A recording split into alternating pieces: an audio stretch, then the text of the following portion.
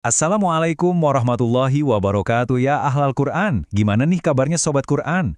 Kita masuk ke topik yang amat sangat menarik, yaitu Paham Quran dari edisi Pelajari Bahasanya, Rasakan Kemujizatannya, tentang tegas tanpa rasa bersalah, meneladani batasan etis dalam surah Al-Kafirun. Pernah nggak sih kamu ngerasa cemas, deg-degan, bukan karena apa-apa, tapi karena takut bilang enggak? Takut ngecewain orang lain? Nah, gimana kalau ternyata obat buat kecemasan sosialmu itu sebenarnya udah ada dari 14 abad yang lalu? Bukan dari buku self-help, tapi dari sebuah surah pendek di dalam Al-Quran. Surah Al-Kafirun ini bukan cuma soal akidah loh, ini adalah cetak biru, blueprint ilahi buat kita punya kemandirian etis. Panduan buat berhenti minta maaf cuma karena kita punya batasan. Oke, jadi perjalanan kita hari ini bakal seru. Pertama, kita bakal ngupas penyakit modern yang namanya nggak enakan. Terus kita bakal time travel ke masa lalu, ngelihat sebuah tawaran yang ditolak langsung dari langit. Setelah itu, siap-siap, kita bakal jadi detektif bahasa, kita bedah keajaiban surah Al-Kafirun. Dari situ, kita tarik prinsip hidupnya, dan yang paling penting, kita belajar gimana cara praktis buat bilang tidak dengan tegas dan tanpa rasa bersalah. Yap, kita mulai dari sini. Dari sebuah penyakit yang kayaknya kita semua pernah kena deh. Penyakit yang nggak ada di buku kedokteran, tapi rasanya nyata banget. Penyakit nggak enakan. Rasa yang bikin kita serba salah buat nolak, yang ujung-ujungnya malah bikin kita kompromi sama nilai-nilai yang sebenarnya kita pegang erat. Coba jawab jujur deh, dalam hati aja. Pernah nggak sih jantung tuh rasanya deg-degan luar biasa, bukan karena jatuh cinta ya, tapi karena harus nolak ajakan teman? Atau ngerasa jadi orang paling jahat sedunia cuma gara-gara nolak permintaan yang sebenarnya tuh kita tahu bertentangan sama prinsip kita. Kalau pernah, selamat, kita semua manusia normal. Tapi pertanyaannya, emang harus ya kita hidup kejebak dalam rasa bersalah ini terus-terusan? Soalnya, tekanan itu jarang banget datang dalam bentuk bentakan. Dia itu nyelinap lewat bisikan-bisikan halus. Familiar kan sama kalimat-kalimat ini? Ayolah demi kebersamaan kita, atau biar kompak aja kok. Kedengarannya sih mulia banget, tapi seringkali ini tuh jadi senjata halus yang maksa kita buat ngikis batasan prinsip kita. Sedikit demi sedikit, cuma demi sebuah harmoni yang sebenarnya semu. Nah, dari masalah modern ini, yuk kita mundur jauh ke belakang. Karena ternyata masalah ini tuh bukan barang baru. Ribuan tahun lalu, tekanan buat kompromi ini datang dalam skala yang jauh lebih besar dan ditujukan langsung ke manusia paling mulia, Nabi Muhammad SAW. Dan dari situlah lahir sebuah penolakan paling fundamental dalam sejarah. Coba bayangin deh scene-nya, para pembesar Quraisy datang ke Nabi dengan sebuah proposal yang di atas kertas kedengarannya diplomatis banget. Win-win solution lah istilahnya. Mereka bilang, wahai Muhammad, gimana kalau kita kompromi aja? Setahun kami nyembah Allahmu, terus setahun berikutnya gantian kamu nyembah Tuhan-Tuhan kami. Tawaran buat nyampur aduk antara yang hak dan yang batil. Nah, jawaban buat tawaran ini bukan dari lisan Nabi, tapi turun langsung dari langit. Nah, ini dia kuncinya Sobat Quran. Jawaban yang turun lewat surah Al-Kafirun itu bukan counter offer, bukan negosiasi buat dapatin deal yang lebih baik, bukan. Ini adalah sebuah deklarasi, sebuah garis batas yang tegas, lurus, dan terang benderang. Pernyataan bahwa prinsip paling dasar, yaitu tauhid, penyembahan hanya kepada Allah, itu harga mati. Titik, nggak bisa ditawar. Oke, sekarang kita masuk ke bagian yang paling saya suka. Kita bakal jadi detektif bahasa. Kita akan bedah surah ini kata demi kata, karena disinilah mujizat Al-Quran itu kelihatan banget. Gimana bisa cuma 6 ayat super pendek bisa membangun sebuah benteng prinsip yang kokohnya luar biasa, tapi juga elegan banget. Ayat pertama langsung to the point, dimulai dengan perintah, Kul, katakanlah. Ini nunjukin kalau yang mau diucapin Nabi ini bukan opini pribadi, tapi ini wahyu yang wajib dideklarasikan. Terus sapaannya, ya ayyuhal kafirun, wahai orang-orang kafir. Sangat langsung, jelas, tanpa tedeng aling-aling. Ini pelajaran pertama kita dalam bikin batasan.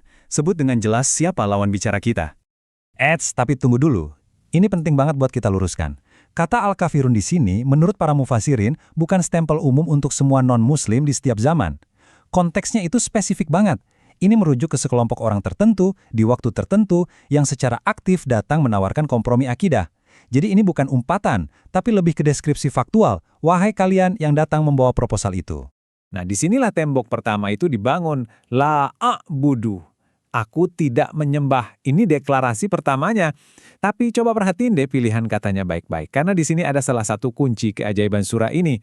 Jadi gini Sobat Quran, dalam ilmu bahasa Arab, partikel la nafiyah yang dipakai di sini itu punya kekuatan super. Dia itu meniadakan sebuah perbuatan, bukan cuma buat sekarang, tapi juga buat masa depan. Jadi waktu Nabi bilang, la abudu, artinya bukan cuma aku nggak nyembah sekarang, tapi juga aku nggak akan pernah nyembah di masa depan. Ini penolakan yang sifatnya permanen.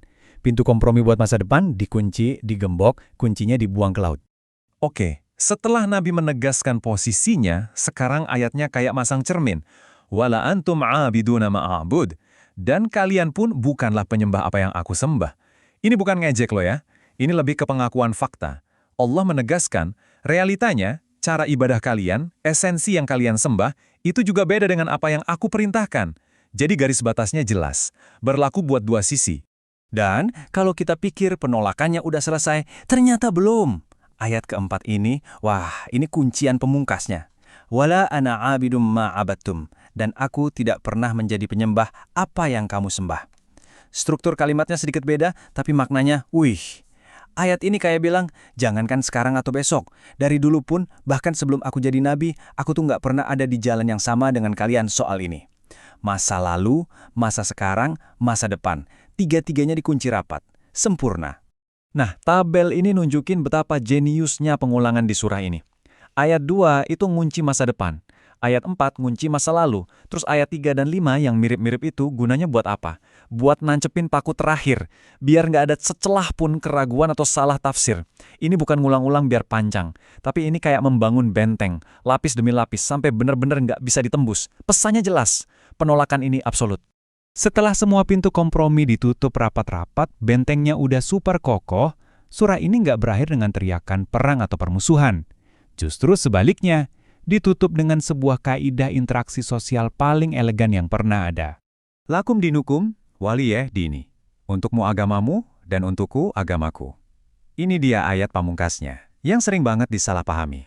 Ayat ini bukan deklarasi permusuhan. Justru, ini adalah puncak dari etika. Setelah bilang tidak dengan sangat tegas pada prinsip, ayat ini seolah bilang, oke, kita sudah sepakat bahwa kita tidak sepakat dalam hal keyakinan. Jalanmu ya jalanmu, jalanku ya jalanku. Mari kita hidup berdampingan dengan damai, dengan saling menghormati batasan yang jelas ini. Toleransi sejati kan gini, mengakui adanya perbedaan, bukan meleburkan semua perbedaan. Oke, jadi poin krusialnya sekarang, gimana caranya kita bawa jurus super canggih dari Al-Kafirun ini ke kehidupan kita sehari-hari, yang penuh dengan drama nggak enakan. Gimana cara terapinnya?